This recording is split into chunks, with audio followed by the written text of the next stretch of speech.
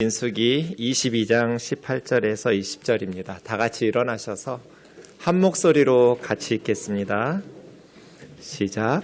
발람이 발락의 신하들에게 대답하여 이르되 발락이 그 집에 가득한 은 금을 내게 줄지라도 내가 능히 여호와 내 하나님의 말씀을 어겨 덜 하거나 더하지 못하겠노라. 그런즉 이제 너희도 이 밤에 여기서 유숙하라. 여호와께서 내게 무슨 말씀을 더하실는지 알아보리라. 밤에 하나님이 발람에게 임하여 이르시되 그 사람들이 너를 부르러 왔거든 일어나 함께 가라. 그러나 내가 내게 이르는 말만 준행할지니라. 아멘. 자리에 앉으셔서 기도하겠습니다. 하나님 아버지, 이 시간 우리에게 하나님의 말씀을 가르쳐 주시고 그 말씀대로 지혜롭게 살아가는 믿음의 사람들 되게 하여 주옵소서. 미련하고 연약한 종을 주님 손에 맡기옵고 예수님의 이름으로 기도하옵나이다. 아멘. 오늘은 어린이 주일입니다. 우리 자녀들에게 가장 중요한 것이 무엇일까요? 하나님은 우리가 어떻게 사는 것을 원하실까요? 아이들을 키울 때 제일 중요하게 기도해야 하고 제일 중요하게 관심을 가지고 양육해야 되는 것은 무엇일까? 하나님께서 아담과 하와를 만드시고 어디서 살게 하셨어요? 에덴 동산. 근데 에덴이 무슨 뜻이에요? 하나님께서 첫 번째 사람 아담과 하와를 만드시고 그 사람들이 사는 곳 이름을 에덴 동산이라고 하셨는데 그 에덴의 뜻은 행복이란 뜻이에요. 기쁨, 행복. 그럼 하나님께서는 사람들이 어떻게 살기를 원하신 거예요? 기쁘고 행복하게 살기를 원하신 거죠. 우리 공부하라고 만드신 거 아니에요. 열심히 일하면서 돈 벌라고 만드신 거 아니에요. 행복하게 살라고 만드신 거예요. 행복하려면 어떻게 해야 될까요? 공부를 잘하면 행복하죠. 돈을 많이 벌어도 행복해요. 좋은 대학에 가고 좋은 직장에 가고 행복하죠. 그런데 여기에 두 가지 문제가 있어요. 첫 번째는 행복 적응 현상이 일어나요. 처음에는 미칠 듯이 기쁜데 그것이 적응되면 시큰둥해져요. 두 번째는 그것을 잃어버릴까 봐 불안하고 걱정하게 돼요. 전교 1등에서 행복했는데 그 다음에 거기서 밀려날까 봐 불안해지면 행복할 수가 없어요. 또 그것을 얻지 못할 때는 자기는 실패했다고 생각하고 불행하다고 생각하게 될 거예요. 공부를 잘하거나 남들이 부러워하는 좋은 직장에서 많은 돈을 버는 건 행복한 일이긴 한데 좋은 건데 그것이 전부라고 생각하면 불안하게 돼요. 걱정하고 불안하면 두려워하면 행복할 수 없어요. 평안하게 살 수가 없어요. 그럼 행복하려면 어떻게 해야 할까요? 행복은 좋은 관계에서 와요. Good relationship. 좋은 관계를 성경은 사랑이라고 그래요. 사랑하면 행복해져요. 하나님을 사랑하고 가족을 사랑하고 이웃을 사랑하고 나 자신을 사랑하고 하나님이 만드신 피조자연 세계를 사랑하면 좋은 관계를 맺기 시작하면 행복해져요. 관계가 좋은데 저 사람이 나를 해칠 거라는 걱정을 안 해도 되니까 평안할 수 있어요.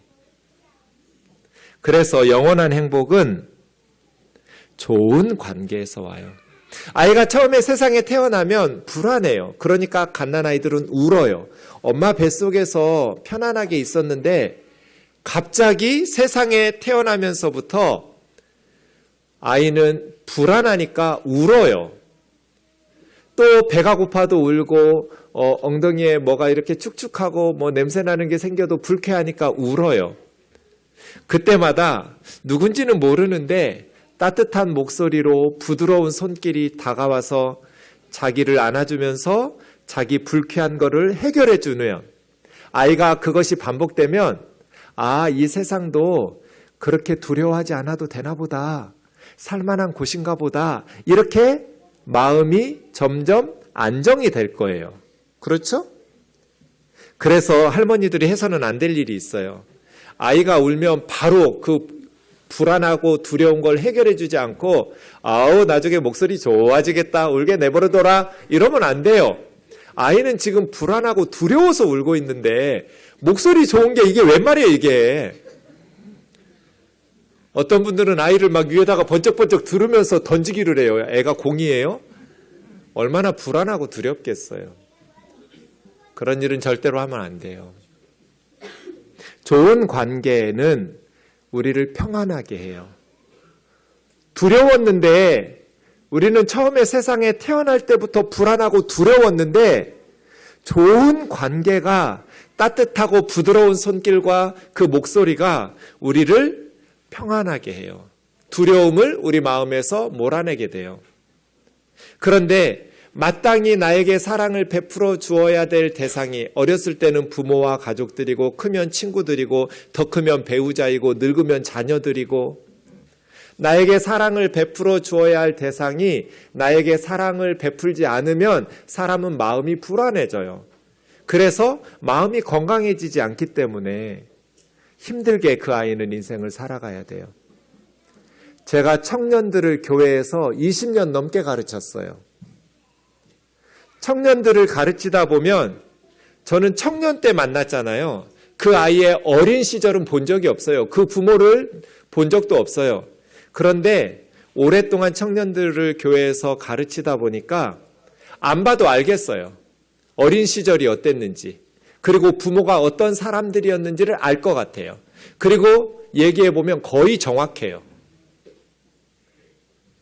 저는 청년 때 만났는데 어린 시절이 보여요. 청년만 보았는데 부모가 보여요.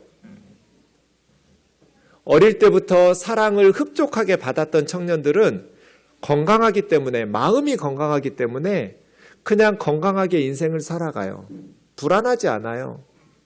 열심히 실력 기르면서 성실하게 살아가긴 하는데 그렇게 두려워하면서 이상하게 왜곡시켜서 인생을 살지는 않아요. 그런데 누군가 사랑해 줘야 할 대상이 어려서부터 그 사람을 충분히 사랑해 주지 않으면 청년쯤 되었을 때 이 청년은 마음이 건강하지 못하기 때문에 이상하게 인생을 살아요. 다른 사람을 힘들게 하고 자기도 힘들게 하면서 살아요. 평안하지를 못해요. 그래서예요. 행복한 삶, 그것은 좋은 관계에서 온다. 그래서 우리가 아이들을 위해서 가장 많이 기도해 줘야 될 것은 우리 아이가 자기 인생을 기쁘고 행복하다고 느끼면서 살 수 있도록 해줘야 돼요. 이게 부모가 아이들에게 줄 수 있는 가장 좋은 선물이에요. 우리 아이가 자기 삶을 나 너무 행복해. 나는 하루하루 사는 게 너무 좋아. 이렇게 생각하면서 살 수 있도록 만들어주는 부모라면 최고예요. 아이를 불안하게 하고 너 그러다가 대학도 못 간다. 너 그러다가 장가도 못 간다. 너 그러다가 취직도 못 한다. 거지 된다. 여러분 걱정하지 마세요. 우리나라에서 거지 되는 건 낙타가 바늘귀 들어가는 것만큼 힘들어요. 그런 말 믿지 말아요. 그래서 성경은 고린도전서 16장 14절 모든 일을 사랑 안에서 행하라고 그래요.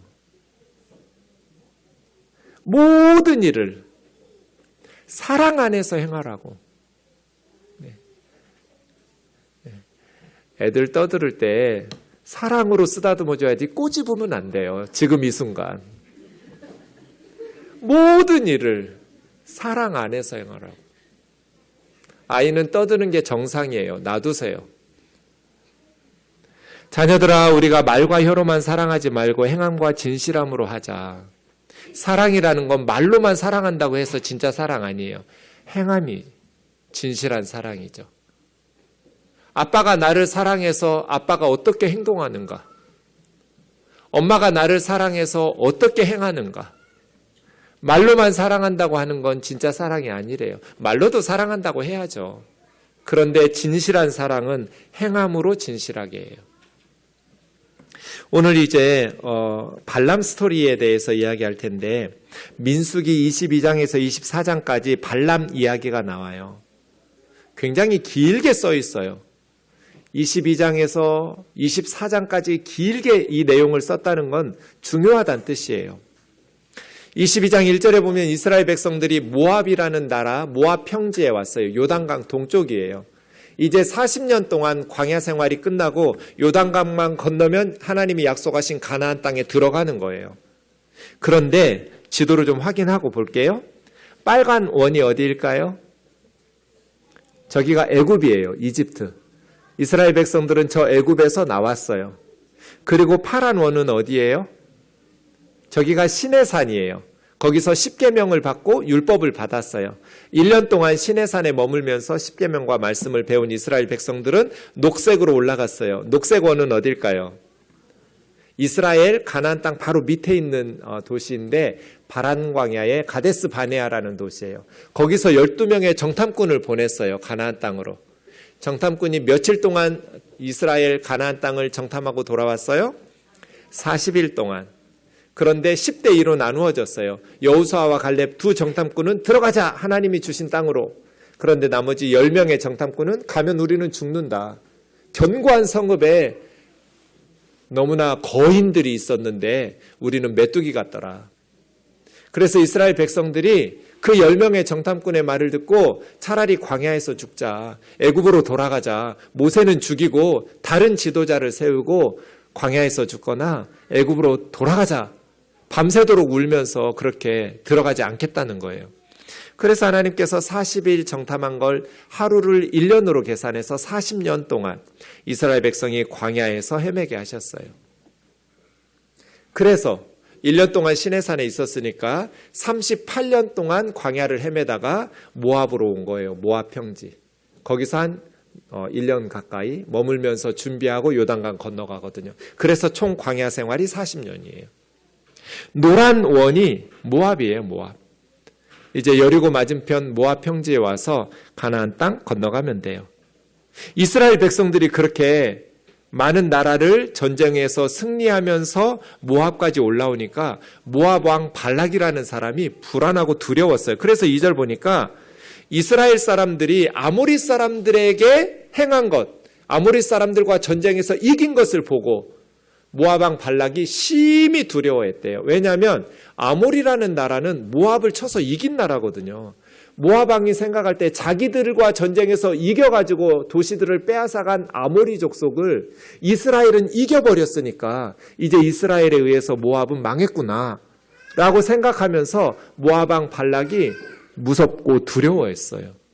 그러면서 이스라엘 자손 때문에 고민하고 번민하기 시작했어요. 모압 왕 발락은 어떻게 해야 될까요? 여러분이 모압 사람이라면 어떻게 할 것 같으세요? 지금 이스라엘 백성들이 우리 땅으로 들어왔는데 숫자도 많고 군대도 강해요. 우리를 이겼던 아모리를 쳐서 이긴 나라가 쳐들어왔어요. 쳐들어온 건 아니고 조용히 왔어요. 그러면 모압 사람들이 심히 두려워하는 건 맞겠죠? 그럼 모압 왕은 어떻게 해야 돼요? 저 같으면 이스라엘의 리더인 모세에게 가서 얘기할 것 같아요. 당신에게 하나님께서 주시마 약속하신 땅은 우리 모압이 아니라 요단강 건너 가나안 땅이 아니냐. 그럼 우리 땅은 그냥 통과해서 지나가는 길이지. 그럼 모압하고 전쟁할 필요가 없잖아요. 그렇죠? 그걸 몰랐더라도 그동안 가만히 보니까 우리는 그모스 신을 섬기고 몰렉 신을 섬겼는데 그 모압의 신들은 아이들을 산채로 불살라서 바치라고 명령하는 신이에요. 그래서 모압 사람들은 자기 신에게 아이들을 불살라서 인신제사로 바쳤던 아주 악한 우상이에요. 악한 신이에요. 그렇게 우리에게 가장 소중한 아이들까지 불살라서 바쳐도 우리나라를 지켜주지 못하고 아무리에게도 지고 이스라엘에게도 망하게 생겼으니 이제 우리가 그모스 신을 버리고 몰렉 신을 버리고 이스라엘의 하나님, 진짜 하나님을 믿겠다고 이스라엘을 도와주겠다고 하면 어땠을까요? 모압도 망하지 않을 거고, 이때 하나님을 믿고 이스라엘 백성처럼 하나님의 복을 받으면서 살 수도 있었겠죠. 사실은 신명기 2장 9절에 보시면 하나님께서 모세에게 말씀하셨어요. 모압을 괴롭히지도 말고 싸우지도 말라고. 그러니까 모압 왕 발락은 걱정할 필요가 없었던 거예요, 사실은. 왜냐하면 하나님이 너희는 모압하고 싸우지 말고 모압을 괴롭히지 마라. 내가 그 땅은 롯이 모압의 조상이거든요. 롯의 자손에게 아르라는 그 지역을 그들의 기업으로 땅으로 주었으니까 너희는 그 땅을 차지할 수 없다. 그러니까 모압 사람들 괴롭히지도 말고 모압 사람들하고는 싸우지도 말아라. 하나님은 이미 이렇게 말씀하셨기 때문에 모압 사람들은 두려워할 필요가 없었어요. 그래서 모세에게 가서 말했으면 굳이 이런 일이 있을 필요가 없었는데 모압 왕 발락은 무서우니까 두려우니까 이상한 행동을 하기 시작해요. 그게 5절인데요. 그 모압 왕 발락이 사람들을 발람이라는 이 발람이라는 사람이 사는 고향은 강가인데 이 강이 유프라테스 강이에요. 여러분, 인류 문명의 발상지가 어디예요? 메소포타미아 문명이 첫 번째예요. 그 방주에 걸렸던 아라랏산에 있던 노아의 후손들이 내려와서 형성했던 메소포타미아 문명이 유프라테스 강, 티그리스 강 유역에서 시작되었죠. 사회 시간에 배웠죠? 그 메소포타미아 문명의 한복판인 유프라테스 강에 부돌이라는 발전된 아주 번성한 도시가 있어요. 그 메소포타미아 문명, 유프라테스 강이 있는 나라가 지금은 어느 나라예요? 이라크예요. 이라크라는 나라 들어봤어요? 네. 이라크라는 나라에 유프라테스 강가에 있는 부돌이라는 곳에 발람이라는 유명한, 국제적으로 유명한 점쟁이가 살고 있었어요. 그래서 이 모압 왕이 부돌이라는 곳까지 사람들을 보내요. 640km쯤 된대요. 서울에서 제주도보다 훨씬 멀어요. 그러니까 며칠 걸어갔을 거예요. 그만큼 그 당시에 여러 나라의 유명한 선지자가 발람이에요.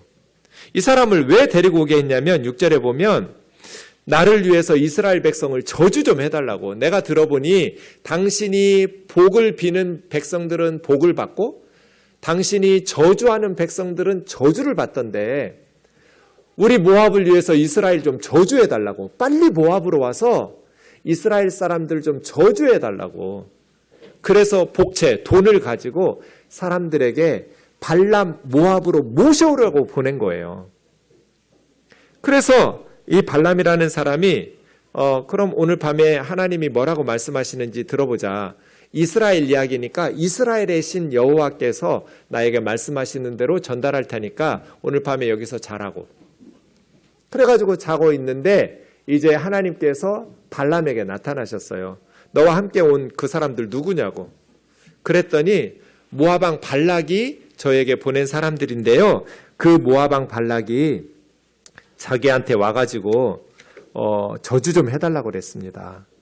그래서 제가 이제 모압 사람들을 위해서 저주해주면 그들이 이스라엘을 이길 수 있다고 생각한 것 같습니다. 뭐 이렇게 말한 거죠.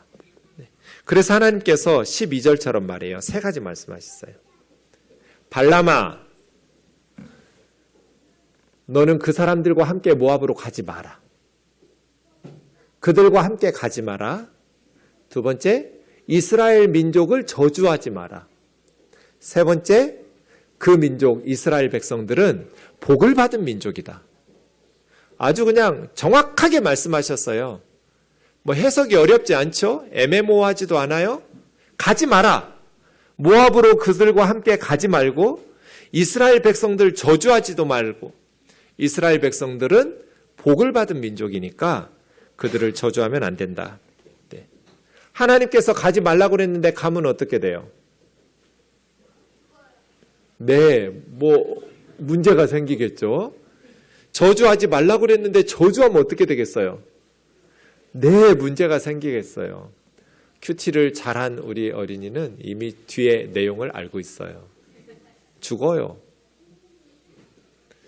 그래서 발람이 말해요. 난 못 간다고. 어젯밤에 하나님께서 가지도 말고 저주하지도 말라고 말했다고. 이스라엘 백성들은 복을 받은 민족이라고. 그래서 그냥 왔어요. 발락이 보낸 신하들이. 모압 왕이 왜 너희들만 왔냐? 그 사람이요, 하나님한테 물었는데 하나님이 함께 모압으로 가지도 말고 이스라엘은 저주하지도 말고 이스라엘은 복을 받은 민족이라고 말해서 안 온대요. 그러면 모압 왕 발락이 포기할 것 같은데 15절에 보니까 다시 더 높은 신하들을 더 많이 보냈어요. 발람 선지자에게. 포기를 안 해요. 많은 돈을 줄 테니까 당신을 크게 높여서 존귀하게 하고 무엇을 요구하든지 다 줄 테니까 제발 모압으로 와서 이스라엘 좀 저주해달라고. 포기하지 않고 더 많은 신하를 보내요. 그래서 발람이 말해요. 18절처럼. 발락 왕이 그 왕궁 집에 있는 은과 금이 가득한 그걸 다 나한테 준다고 해도 나는 하나님의 말씀에 뺄 수도 없고 더할 수도 없다고. 하나님이 분명히 말씀하셨잖아요. 가지 마라. 저주하지 마라. 이스라엘은 복을 받은 민족이다. 그럼 18절에서 끝내야죠. 발락의 집에 가득한 금은 보화를 내게 준다 해도 나는 하나님이 말씀하신 대로만 말할 뿐이다. 분명히 지난번에 말하지 않았냐. 모압으로 가지 말라고. 그리고 저주하지 말라고. 이스라엘은 하나님께 복을 받은 민족이라고. 돌아가라고 내보내야 하잖아요. 그죠? 근데 19절 보시면 너희도 이 밤에 여기서 잠을 자라고 유숙하라고. 여호와께서 나에게 무슨 말씀을 더 하실지도 모르니까. 이 지금 뭐 하는 거예요, 발람은? 왜 사람들을 그냥 돌아가라고 지난번에 말한 것처럼 하나님은 분명히 나에게 말씀하셨다. 모압으로 함께 가지 말라고. 저주하지 말라고 하셨다. 이렇게 18절에서 끝내야 되는데 여기서 자보라고. 하나님이 뭔가 새로운 말씀을 더 하실지도 모르니까. 발람은 왜 이렇게 말했을까요? 모압 왕 발락이 자기에게 주겠다는 금은 보화가 욕심이 나니까요. 그래서 하나님께서 20절에 가라고 그래요.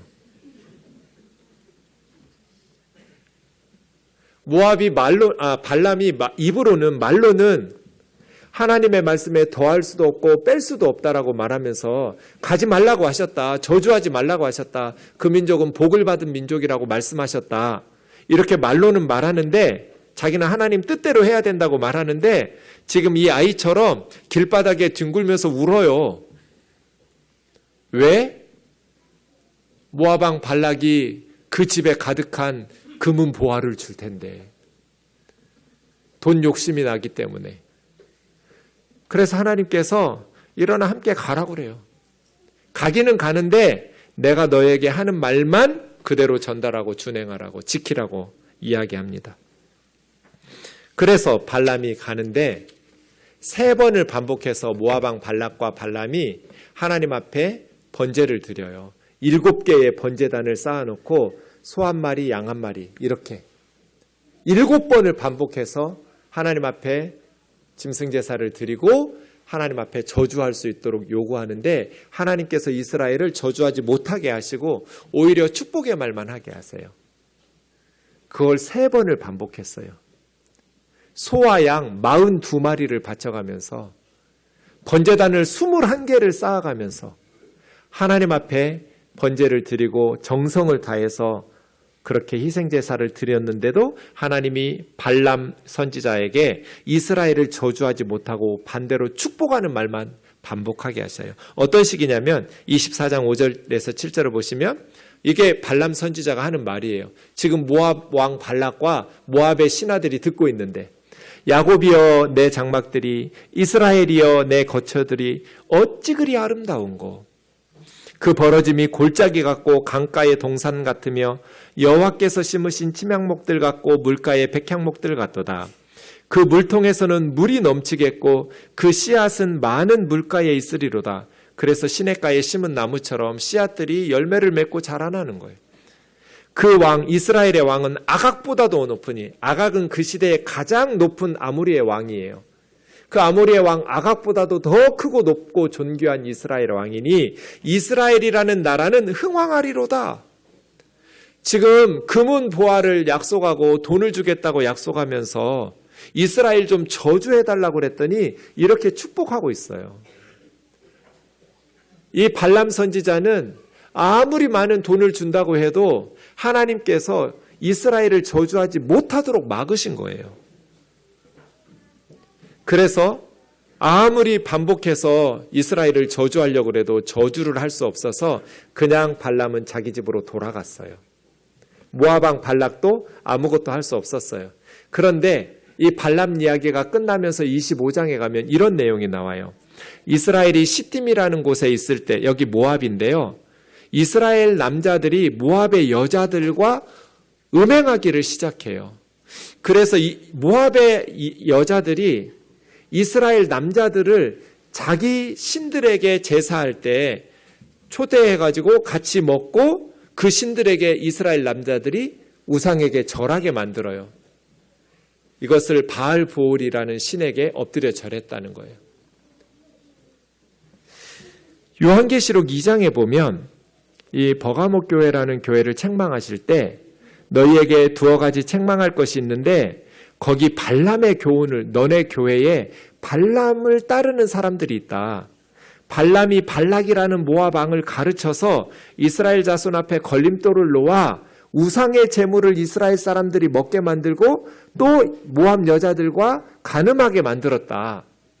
그러니까 지금 25장에 나오는 모압 여자들과 이스라엘 남자들이 음행하면서 이스라엘 남자들을 데리고 자기 신에게 같이 제사하고 절하게 만들었던 이 꾀를 누가 가르쳐 준 거예요?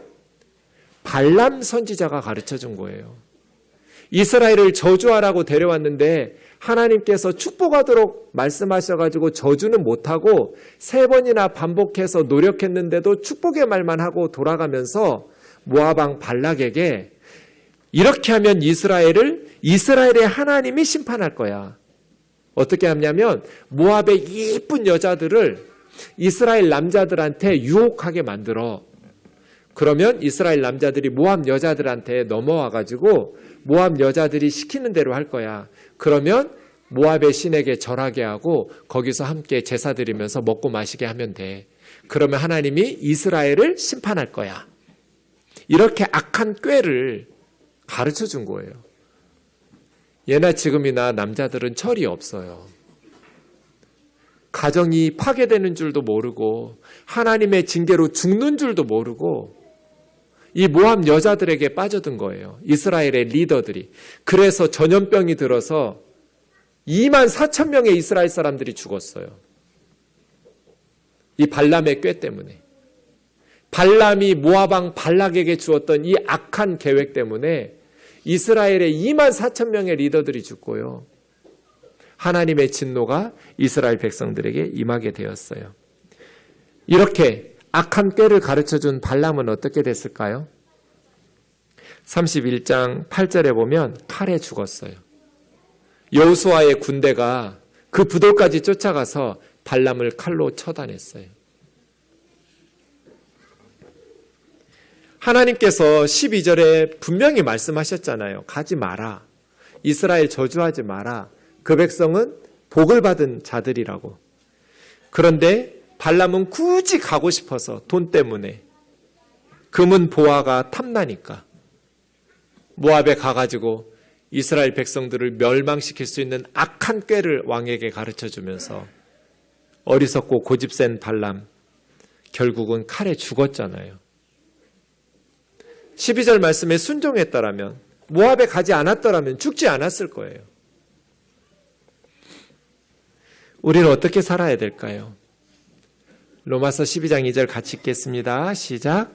너희는 이 세대를 본받지 말고 오직 마음을 새롭게 함으로 변화를 받아 하나님의 선하시고 기뻐하시고 온전하신 뜻이 무엇인지 분별하도록 하라. 하나님이 뭘 기뻐하시는지, 하나님께서 가라고 말씀하셨지만 발람에게 그건 하나님께서 기뻐하신 뜻이 아니잖아요. 어린아이처럼 바닥에 뒹굴면서 울고 떼쓰는 아이처럼 발람이 그렇게 하니까 하나님께서 가라고는 하셨지만 그건 하나님이 기뻐하신 뜻이 아니에요. 하나님이 선하다고 착하다고 생각하시는 것, 하나님이 기뻐하시는 것, 하나님이 온전하다고 여기시는 것이 무엇인지 분별할 줄 알아야 돼요. 말씀드린 것처럼 민수기 22장에서 24장까지 길게 발람 이야기를 썼어요. 이게 중요하니까. 뭐가 중요한 거예요? 이스라엘은 상상하지도 못한 축복의 말씀을 들었다는 게 중요한 거예요. 하나님께서 이스라엘 백성들에게 이제 요단강 건너서 가나안 사람들과 전쟁을 앞두고 있는 그 불안한 상황의 이스라엘 백성들에게 누구도 너희를 저주할 수 없어. 내가 막을 거야. 내가 지켜줄 거야. 두려워하지 마. 염려하지 마. 세상은 너희를 저주할 수 없어. 요한일서 5장 18절에 보면 예수님께서 우리 그리스도인들을, 하나님의 백성들을 지켜주시기 때문에 악한 자는 우리를 만지지도 못한다고 그랬어요. 사탄은 저와 여러분을 만질 수도 없어요. 예수님께서 우리를 지켜주시기 때문이죠. 그래서 우리 아이들에게 불안하지 않아도 된다고 말해야 돼요. 실력을 기르면서 열심히 공부해야 되는 것은 맞지만 불안해할 것 없어. 하나님께서 너를 지켜주시니 악한 자들은 너를 만지지도 못할 거야. 사탄은 너를 만질 수도 없어. 로마서 8장 38절 39절 같이요. 시작. 내가 확신하노니 사망이나 생명이나 천사들이나 권세자들이나 현재일이나 장래일이나 능력이나 높음이나 깊음이나 다른 어떤 피조물이라도 우리를 우리 주 그리스도 예수 안에 있는 하나님의 사랑에서 끊을 수 없으리라. 세상의 그 어떤 것도 우리를 하나님의 사랑에서 끊을 수 없어요. 그래서 걱정하지 않아도 된다고 말해줘야 돼요. 괜찮아. 성적 좀 떨어져도 괜찮아. 괜찮아. 그리스도 예수 안에 있는 우리를 그 어떤 것도 하나님의 사랑에서 끊을 수 없어. 우리가 예수님을 믿기 때문에 사탄은 우리를 만질 수도 없어. 세상은 우리를 저주할 수 없어. 사랑하는 자매 형제 여러분, 발락이 왜 그렇게 많은 돈을 써가면서 발람을 데려오려고 했어요? 두려우니까. 죽을까 봐. 발람은 왜 그렇게 하나님께서 가지 말라고 하셨는데도 모압까지 갔어요? 더 많은 돈을 가지고 싶어서. 그래야 행복할 거라고 생각했어요. 그러나 행복이라는 것은 더 많은 돈을 가지고 있어서 우리에게 주어지는 게 아니에요. 좋은 관계, 하나님의 뜻을 따르고 하나님의 말씀에 순종하면서 하나님과 좋은 관계, 또 이웃과 좋은 관계들을 맺을 때 행복할 수 있거든요. 그 어떤 것도 우리를 하나님의 사랑에서 끊을 수 없어요. 제가 전도사 때 방바닥에 배 깔고 누워가지고 마태복음으로 큐티하고 있었어요. 그런데 갑자기 성령님께서 제 마음에 분명히 말씀하셨어요. 저는 마태복음 큐티하고 있는데 갑자기 제 마음속에 하나님의 음성이 들렸어요. 그런 경험이 별로 없는데 그날은 좀 독특한 특이한 날이었어요.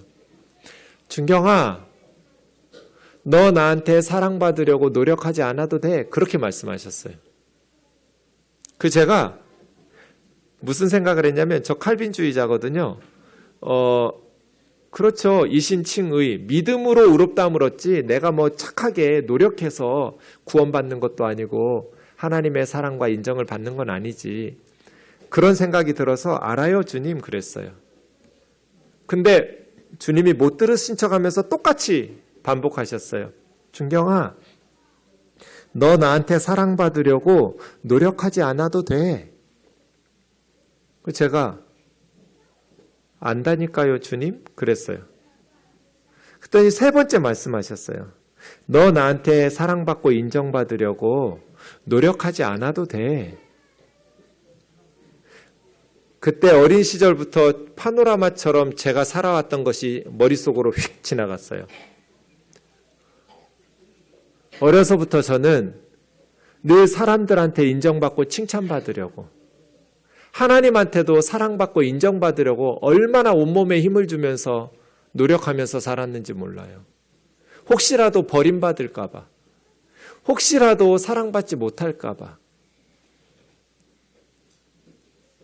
공부 못하면 사랑받지 못할까 봐 얼마나 율법주의적으로 살았는지 몰라요. 근데 그날 하나님이 말씀하셨어요. 너 나한테 사랑받으려고 그렇게 애쓰지 않아도 돼. 나는 너가 내 아들이니까 사랑하는 거야. 그냥 네가 좋아. 네가 뭘 잘해서 좋은 게 아니고 너는 내 아들이니까 그냥 나는 네가 좋아. 너 나한테 사랑받으려고 그렇게 애쓰지 않아도 돼. 제가 그날 얼마나 펑펑 울었는지 몰라요. 우리 아이들은 어떻게 자라고 있을까요? 엄마 아빠한테 인정받으려고, 엄마 아빠한테 사랑받으려고 온몸에 힘을 주면서 공부하고 있지는 않나요?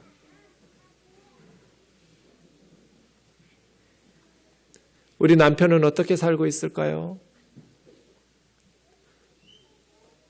우리 아내는 어떻게 살고 있을까요?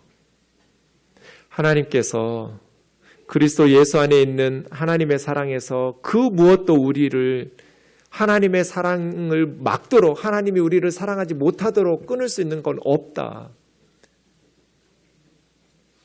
반에서 꼴찌하는 우리 아이가 전교 1등하는 앞집 아이보다 더 사랑스러워요. 세상의 모든 부모는 그래요. 뭘 잘해서 사랑하는 게 아니라 내 딸이니까 사랑해요. 내 아들이니까 좋은 거예요. 하나님도 그래요.